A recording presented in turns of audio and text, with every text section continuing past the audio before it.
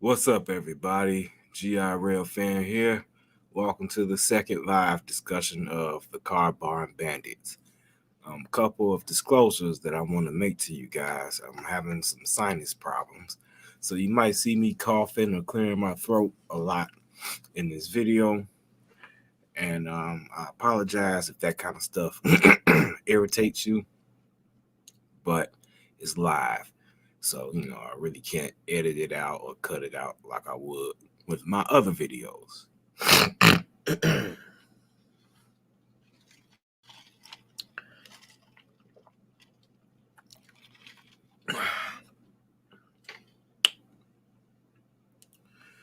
All right. So let's go ahead and jump into it. What you see here on the screen are facial shots of the actual Car Barn Bandits. As I stated in my first video, the Car Barn Bandits were actually wanted to be known as the Automatic Trio. And the Car Barn Bandit moniker was given to them by the media. All right. So I'm going to be referring to them as the Car Barn Bandits. As the Automatic Trio, and not the Car Barn Bandits, I should say. All right. So the Car Barn Bandits, they are known as Peter Niedermeyer, Harvey Van Dyne, Gustav Marx, and Emil Roski. These four individuals were responsible for many robberies, many pickpockets, and otherwise thefts, and petty crimes, things of that nature. They were hanged for their crimes in 1904. They were murderers, and basically they were monsters. They were a symptom of the society in Chicago at the time. The Car Barn Bandits moniker, as I stated, was given to them by the media, and that name has stuck with them. But I would like to prefer to call them by the name that they gave themselves, which is the Automatic Trio.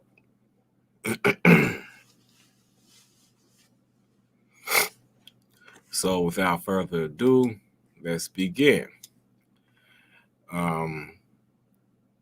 There is a large list of people associated with the Car Barn Bandits. They all had families. There were a lot of police officers and detectives associated with these bandits. A lot of names of other criminals that associated with these bandits, and other cast of characters that are relevant in the Automatic Trio story later on down the line. All right. But first, we'll talk about the Automatic Trio themselves. So first, we're going to discuss Gustav Marx. I don't think I really hit on him a whole lot in the first video. I'm going to discuss Gustav in a little bit more detail right now. Gustav is probably the most important player in the story of the Automatic Trio, specifically the end of their story.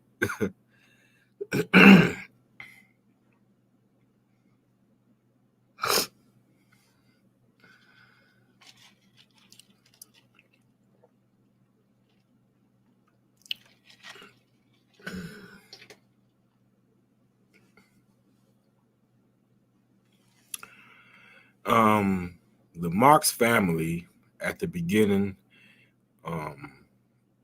was a pretty well-to-do family.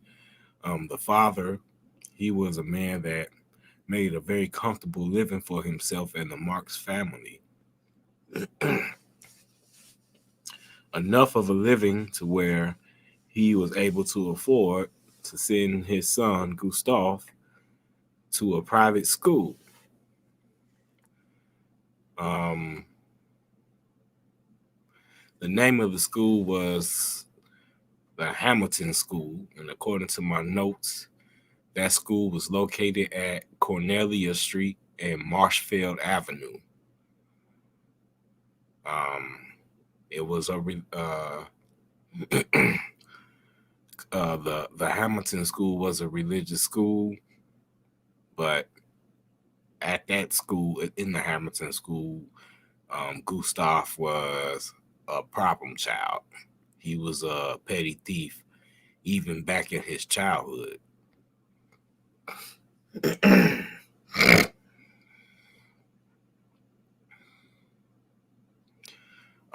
Peter Nettemeyer and Harvey both went to Hamilton School. They attended there in the year 1896. But in 1898, both Peter and Harvey dropped out of school 2 years before it was time for them to graduate. Harvey Van Dyne ended up working at Northwestern Railway in the shops. But Gustav eventually did complete his schooling and he became a painter, or he started his trade, as being a house painter, not an artistic painter. And he earned a decent wage for himself. So him and his father were basically the breadwinners in the family.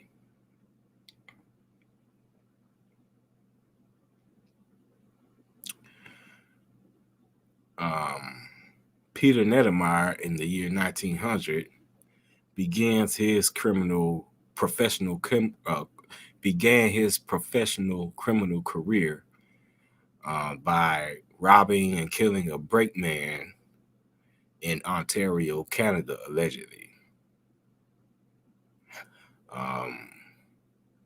Peter was caught on top of a boxcar trying to break into it, and when the brakeman caught him, Peter killed him, shot the man in cold blood.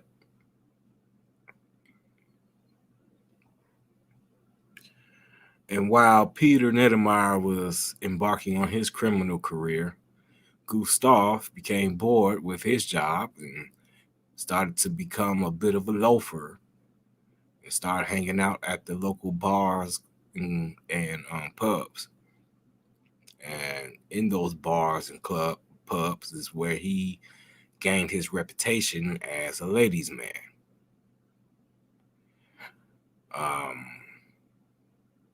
Also in the year 1900, Peter, Harvey, and Gustav reunited, and they all started hanging out at saloons.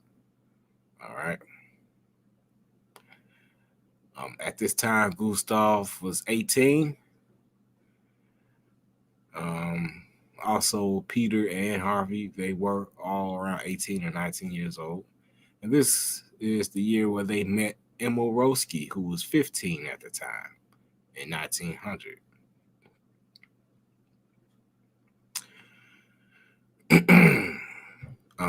I guess to celebrate their reunion, they decided to rob the Audubon School in Roscoe Village, Illinois.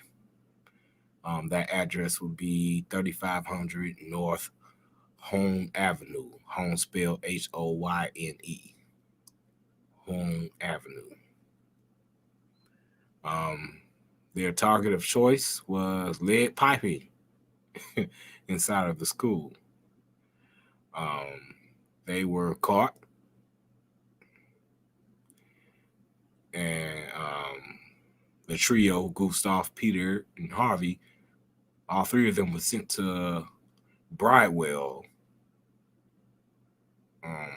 for punishment for breaking and stealing items out of the school.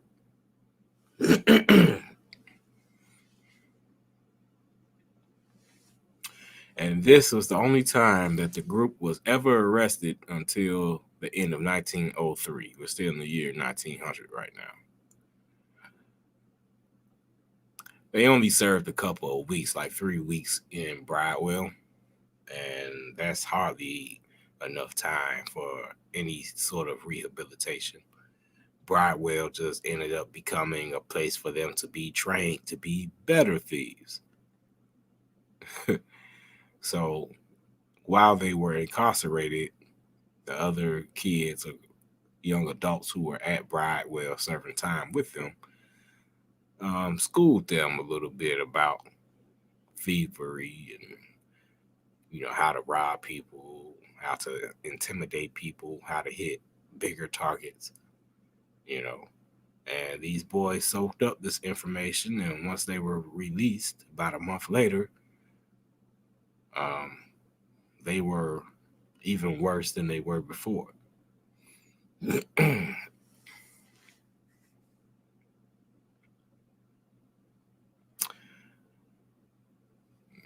Yeah, while they were in Bridewell, they learned the ways of the underworld, and once they were released, they were ready to practice what they learned.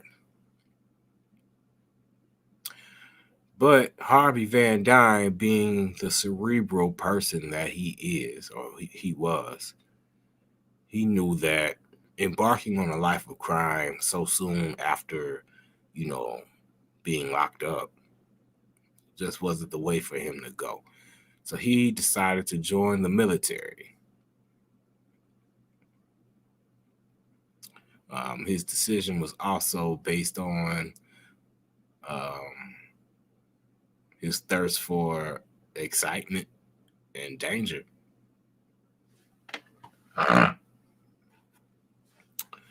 And being in the military, you will find all of those things, you know.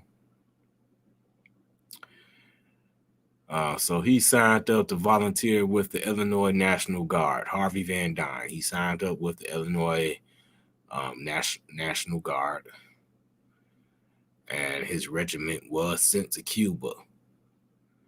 And while Harvey Van Dyne was in Cuba, he achieved the rank of first sergeant. And he acquired skills as a mechanical engineer. So he had to use his brain, he had to use math, he had to use social skills, and all of these things in order to have a successful military career. And he accomplished those things.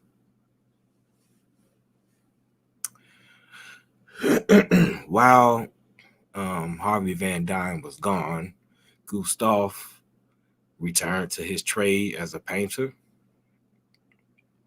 but he became more and more of a drunkard as time went on. But because of his family life and the comfortable living situation in which the Marx family found themselves in at the time, Gustav was able to shy off being a bum. So while he was a drunkard, while he was lazy, and even though he did have a job, he spent most of his earnings in the bars and in the saloons. How you doing, Jack OJ? But because his family was comfortable, he, avoided being like Emil Roski. Like I stated in the first video, Emil Roski was the exact opposite of most of the trio. Emil Roski was a nasty drunkard. He smelled, he was unkempt. He wore dirty rags for clothing, and he was well known in their neighborhood for these reasons. Gustav, on the other hand, developed skills that led to him being seen as a ladies' man, someone that dressed impeccably, even for someone who was considered lazy,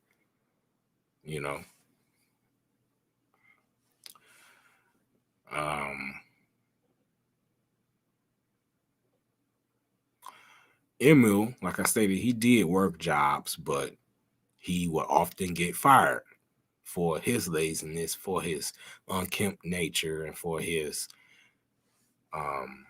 lesser intelligence. If just to put it, I don't want to say the other words, but his intelligence was less. Okay. But Emil started working at a brewery. And of course, he was dissatisfied with that job and the pay for that job. So he also started a career of pickpocketing and thievery. And he was spending all of his money on liquor.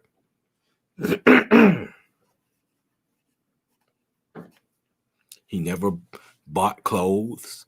He never did anything to try to increase his standing in society. All he did was drink.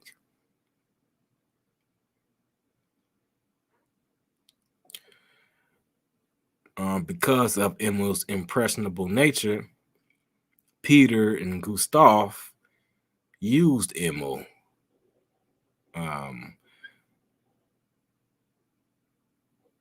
They used him by promising him, a life of living large and living easy and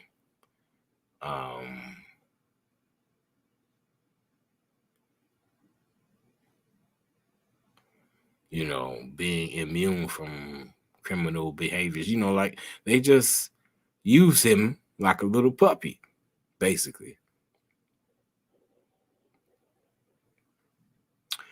Also, in the year 1901, Peter, Gustav, and Emil joined a larger group of bandits that called themselves the Monticello Pleasure and Athletic Club.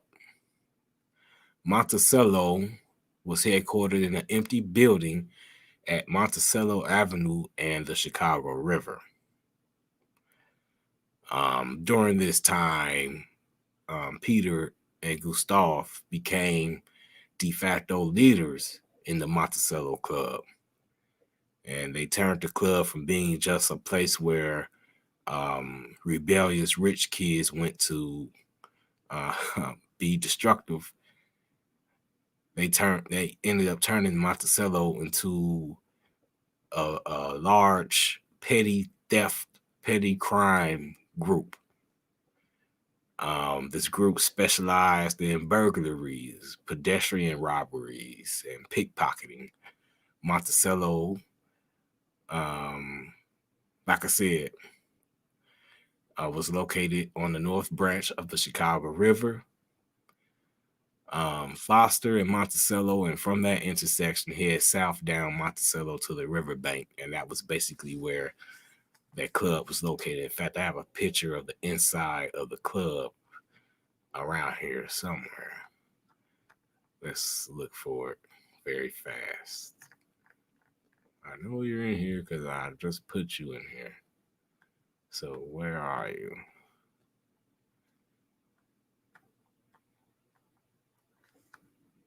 Come on. There it is.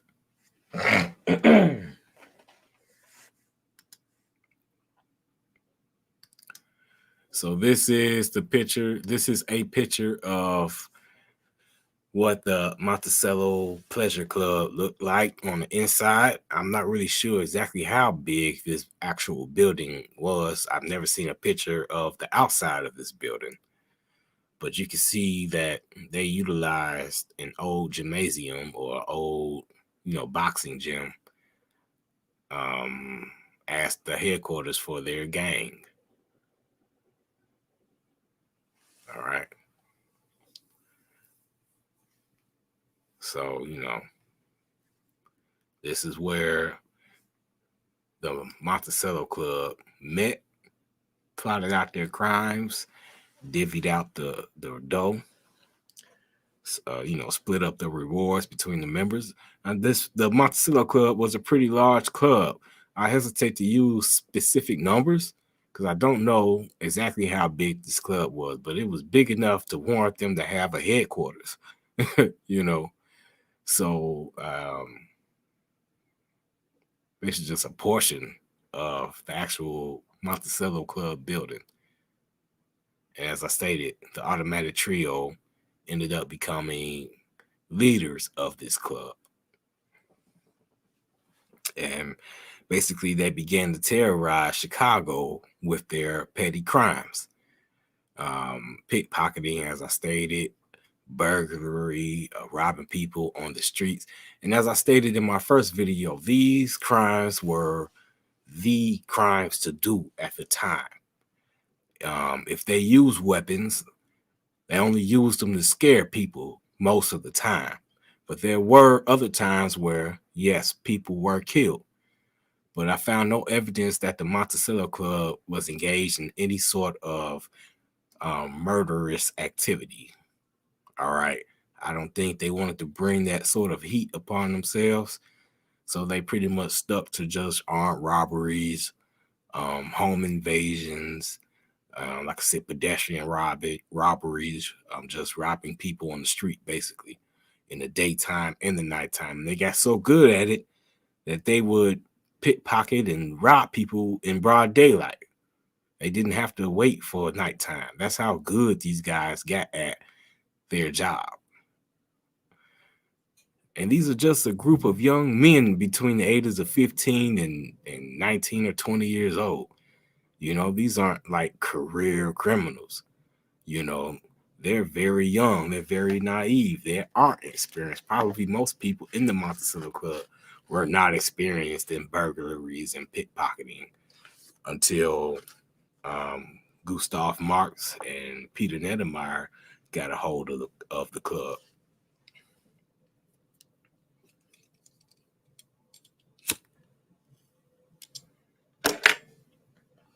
So our boys here, they were pretty important as far as the small time criminal underground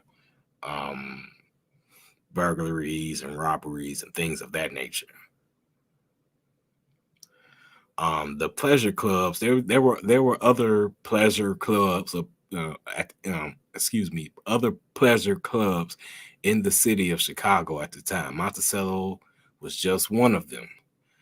But most of these pleasure clubs were places where young people who like to rebel just hung out, and they shared women with one another. They might be into robberies or things of that nature, but they're not doing that out of necessity. They're doing it because it was fun to them. These people in these pleasure clubs were also very patriotic. You would think, criminals of that nature would care less about patriotism, but these people were extremely patriotic, extremely dogmatic when it came to the sovereignty of the United States and U.S. history. And like it's weird. It's very weird. You wouldn't go to one of these clubs talking shit about the United States. They'll fuck around and beat your ass. And the Monticello Club was exactly like that, but they also were more prone to rob you, or train you in how to rob, so that you could bring the spoils back to the bigger part of the group and divvy it up, and those spoils will go to training more people. And it was like they ran a business, but the business was robbery and theft. That's just to paint a picture of the type of things that the Automatic Trio were into before they had the bright idea to go big. When they went big, they went real big and went bad real fast too. But right now, as a part of the Monticello Club, they're pretty tame. They're not, they don't have any delusions of grandeur. Well, I should say the only person that had delusions of grandeur was Peter Nedemeyer. He was one of the first of the group to want to go big, but the group resisted his efforts to get them to go for bigger targets like banks or the car barns or hitting trains. Those are the types of things that he was into. If you guys are wondering what a car barn is, I can freestyle that just a little bit. Back in that time, Chicago had a very expansive streetcar network. There were different companies that had tracks in the streets, and these companies had garages where they would store the streetcars when they weren't in service or when they needed to be repaired. And they also had locations where their money, the money that they collected from throughout their routes, they had locations where that money was counted and divided up by denomination and shipped out to the banks or wherever it is where that money needed to go. And they usually called these places barns or car barns. All right. I have a picture of the actual car barn that was robbed by the automatic trio here. Make it a little bit bigger for you. I believe this building does not exist anymore, but this is an example of what a car barn would have looked like back in that time. Um, so, as I stated, these would be places where the main garage for the streetcar company would have been, and also the place where the money was stored and sorted, counted out, you know. And these places were big targets for thieves, because this is where all the money was stored. But there were also smaller depots and ticket booths that also held large amounts of money at the time, and those would be robbed on occasion, but no one had ever really hit the big car barn like this. Not the big one. They would hit the ticket booth, they would hit the smaller depots, of course, but the big one, this one, this guy here, there was no one, as far as I know, that were hitting car barns where all of the money was counted, where all of the money was stored. No one was hitting them. And there were very good reasons for this as well. One of the reasons is the number of people who would be in the car barn at any given time of day.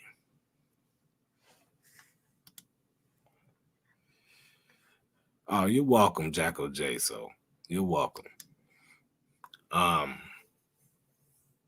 One of the reasons why thieves wouldn't hit these car barns was, as I say, it was because of no one knew the amount of people who would be inside of these places at any time of day. But usually at the end of the day, during the night hours, they would have people working at night counting up all of the money, which was mostly coinage and silver, and they would, like I said, sort the money, divide the money, kind of like what you would do in a bank. And they would do this job in parts of the building that was cut off from other parts of the building, behind cages or in back rooms. And if you're trying to rob one of these car barns, like, you will have to know exactly where the money room is. You will have to know how to get in and get out without being caught by them, or being caught by the authorities, or being seen by any passersby. You will have to have a way to load all of that money, which weighs a lot. I don't have any exact figures, but you can imagine a 5-pound bag full of quarters does not weigh 5 pounds. You know what I'm saying?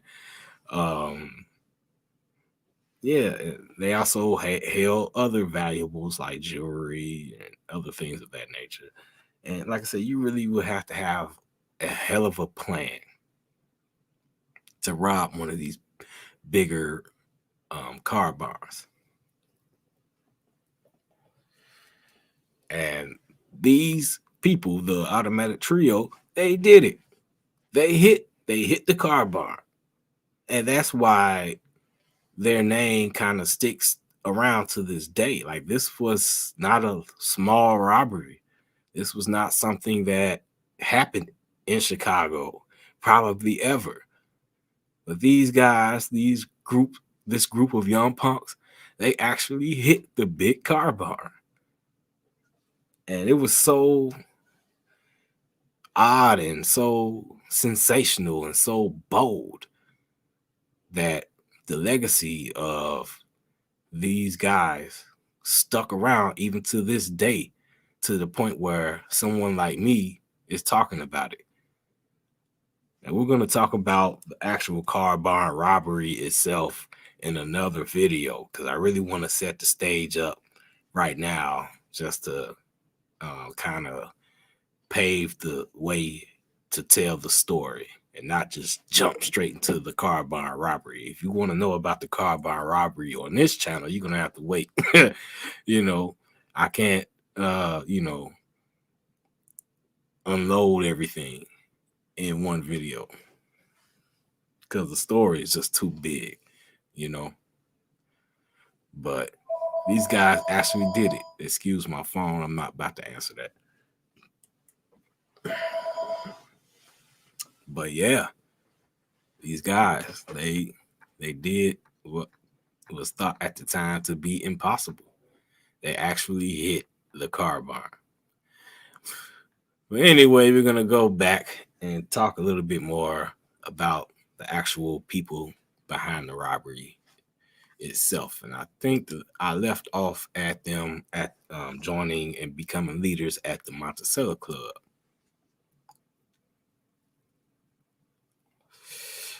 So now they're established inside of the Monticello Club. And as I stated before, Peter Nettemeyer wanted to hit the bigger targets. So he would occasionally leave Chicago to go to other places to practice hitting these bigger targets. And then he will bring that knowledge back to Chicago with him. In one of these instances, Peter got with another group of bandits in the state of Kentucky, and they held up a train. It was a passenger train that had a bunch of mail cars in them. Paducah, Kentucky is where this robbery took place. The train was an Illinois Central passenger train, or Illinois Central Express train, however you want to say it. But there were passenger cars on this train as well, with the money car, or the mail car, I should say. And they wanted to get the express box, and the express box was where money and other valuables were held. And this particular group of bandits wanted that express box. They knew it was coming. They knew when it was going to be in Paducah. And they basically just waited for the train to stop at the depot in Paducah. And when the train left the station, they were waiting down the track about a mile or so away from the depot.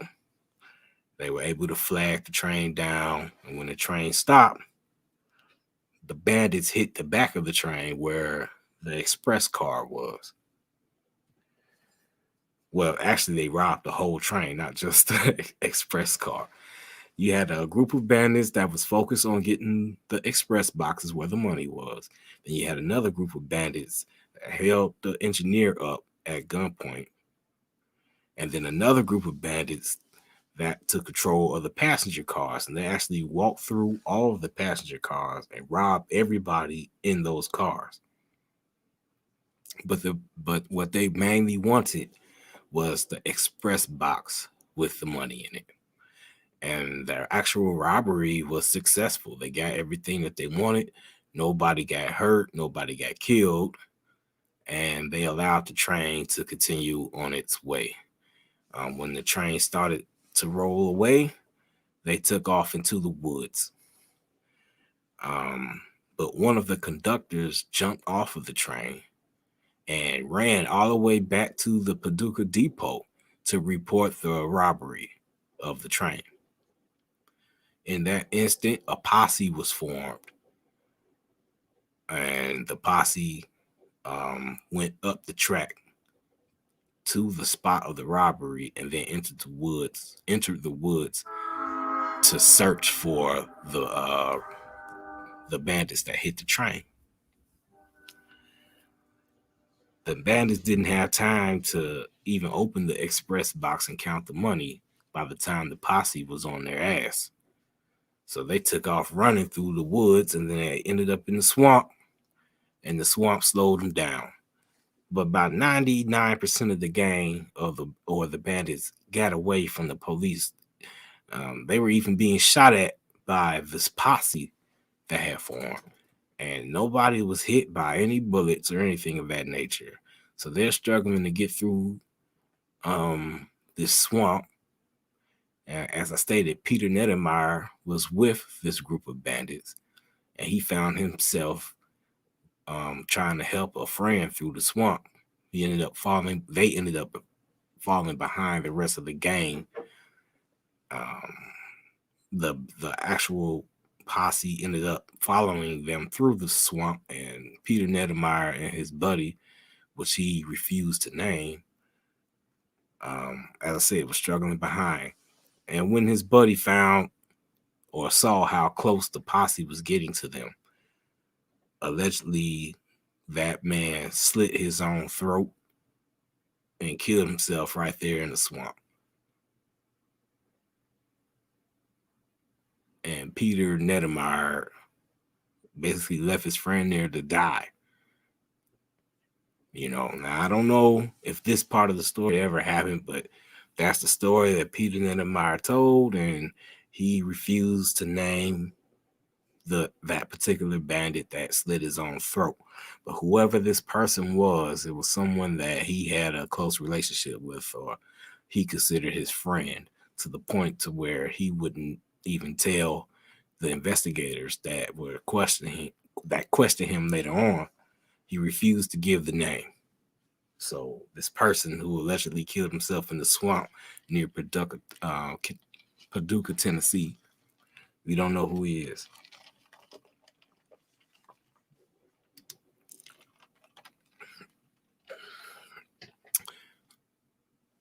You're right. You don't see successful robberies of this type these days, especially like train robberies. Companies don't ship money by train usually these days.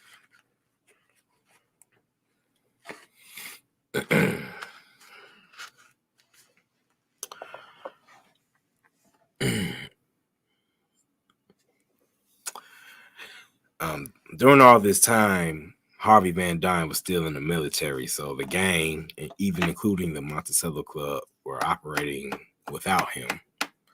And Gustav Marx and Peter Nettermeyer ended up honing their skills as bandits. Allegedly, Marx and Nettermeyer would depart Chicago, like I stated, every now and then to go to other places to practice hitting bigger targets, hitting those Western Union wagons, or hitting trains, or holding up other things, and bringing the loot back to Chicago to the Monticello Club. It was Peter Nettermeyer and Gustav Marx who was the first of the automatic trio to own automatic handguns, and they bought these guns from the proceeds of these practice runs. They never did anything big like this in Chicago itself. They always did these bigger hits outside of the city or outside of the region. They never, hardly ever did anything of this nature inside of the city of Chicago or even around Chicago. The only thing that they participated in Chicago would be the light stuff, like pickpocketing or armed robberies in the streets and things of that nature. They never hit any banks. They never robbed any trains. They never hit any stagecoach wagons or anything of that nature inside of the city itself. But they would do these things elsewhere. In Ohio, they actually hit like a wagon or something, and those proceeds they used to buy their first automatic guns. Now, automatic pistols were not a big thing back then. They were just hitting the scene. They were barely on the cusp of becoming popular. And to own an automatic handgun at that time was like having a Rolex today. You know, the guns, especially automatic guns, was a symbol of status. You know, if you had an automatic gun back then, usually it was decorated and decked out like a piece of jewelry. And it was very, your gun was unique. So you could have ivory pistols, or ivory grips decorated with, gold or platinum, or not platinum, I'm sorry, silver, bronze, you know, emerald. You could really like go all out with your gun, and it'll be like an accessory that was unique to you. And they were very expensive, which is why automatic guns were not used a lot in robberies or things of that nature. But these guys actually use automatic guns with cartridges. They were amongst the first bandits in the country to almost exclusively use automatic pistols as their weapon of choice. So when they called themselves the automatic trio, that was like they were stunting. They were, posturing themselves. Yeah, we use automatic pistols. You other broke bandits, y'all ain't got no automatic pistols. Y'all use them old dirty revolvers.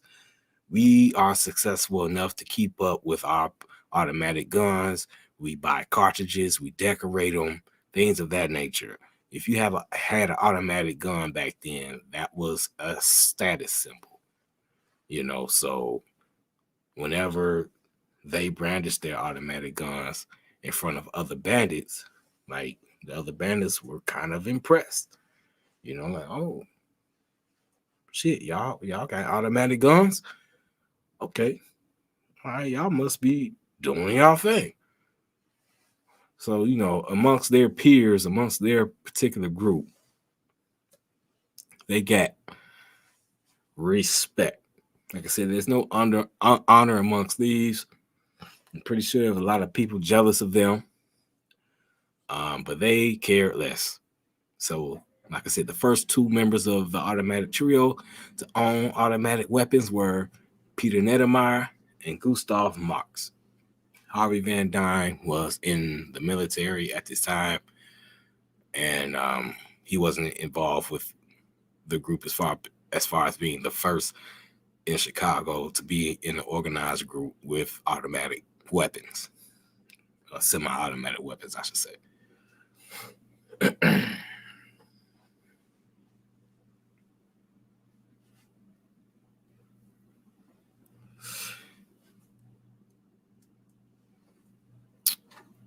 Peter Neddermeyer also robbed trains in Indiana. One of note was a B&O freight train that he robbed with another partner that was unnamed in Edgemore, Indiana, which is about 3 miles east of Miller, Indiana. Edgemore does not exist anymore. And Edgemore actually wasn't really a big city at all. It was a farm. It was a farming community. And the trains would stop there. Sometimes the B&O, they would stop there, and the engineers would get coffee or food or whatever from the people who lived in the little town of Edgemore. And it was Edgemore, Indiana, where Peter Neddermeyer held up a B&O freight train. They were obviously they never got caught for this robbery, and the only reason why it's known is because in 1903, when they were being questioned for the Car Barn robberies, they volunteered the information, or Peter volunteered that information and told the police that robbery in Edgemore, Indiana was him.